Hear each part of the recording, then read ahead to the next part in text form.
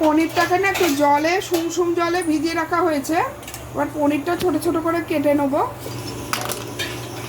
ছোট ছোট করে কেটে নেবেন, এরকম পিস করবেন। আর একটু ছোট হলে না এরকম ছোট ছোট পিস কেটে নেবেন, এরকম ছোট ছোট, এই যে এরকম। ঠিক আছে, এরকম করে সবকটা পনির আমি কেটে, পনিরটাকে এরকম ছোট ছোট পিস করে কেটে নেবো। ওকে,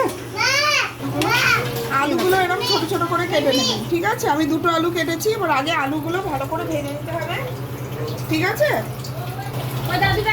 এর মধ্যে অল্প করে একটু হালকা করে নুন ছড়িয়ে দেবেন, আমি যেরকম দিলাম।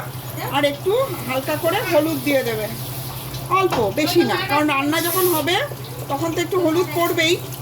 সেই জন্য এটা দিয়ে আগে ভালো করে লাল লাল করে ভেজে তুলে নেওয়া হবে।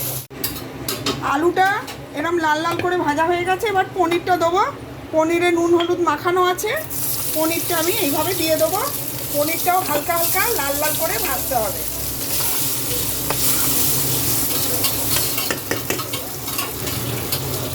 পনিরগুলো হালকা হালকা লাল হয়ে গেছে, এবার আমি তুলে নেবো। হ্যাঁ, এখন এই কটা আমি গোটা জিরে নিয়েছি, তেজপাতা। ঠিক আছে, আমি শুকনো লঙ্কা বা কোনো রকম লঙ্কা দিচ্ছি না, কারণ এটা একটা বাচ্চাও খাবে, সেই জন্য কোনো শুকনো লঙ্কা আমি দিচ্ছি না।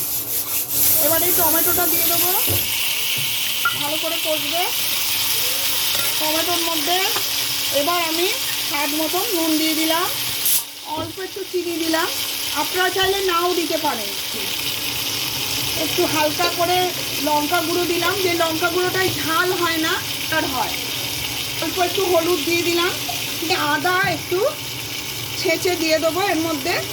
ঠিক আছে, তো আমি দিয়ে দিলাম হাফ চামচের মতো, দিয়ে একটু ভালো করে এটা এবার ভালো করে একটু কষে যাবে। ঠিক আছে, এখনই আমি ঘিটা দিচ্ছি না, নামাবার একটু আধা ঘি দেবো, কষা হবে, আধা কষা হবে, তখন এই পুরো পনির আর আলুটা আমি ফেলে দেবো এর মধ্যে দিয়ে। এটা এই টমেটোর সঙ্গেই পুরো কষবে, এটা না যে পুরো মশলাটা কষে গেল, তাহলে এর টেস্টটা খুব ভালো হয়। হ্যাঁ, খুব একবার হয়ে গেছে। আমি এবার এর মধ্যে আমি একটুখানি জল দেবো, জল দিয়ে একটু ভালো করে নাড়িয়ে এরপর এর মধ্যে আমি একটু ঘি দেবো।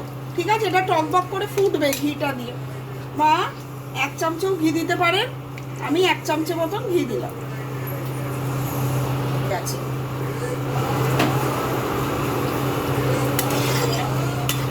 এই দেখুন ফুটটা এসছে, দেখছেন ফুটছে। এবার এই 1 কোয়া লেবু আমি এর মধ্যে নিগড়ে দেবো, এই যে লেবুটা আমি জাস্ট নিগড়ে দেবো। রেডি হয়ে গেছে, এবার আমরা বাটিতে ঢেলে ফেলবো। প্লিজ ভালোবাসবেন, সাবস্ক্রাইব করবেন, শেয়ার করবেন। এটা ইজি গো হালকা পনির, খেতে পারে বাচ্চাদের তো ভীষণই ভালো লাগে এটা।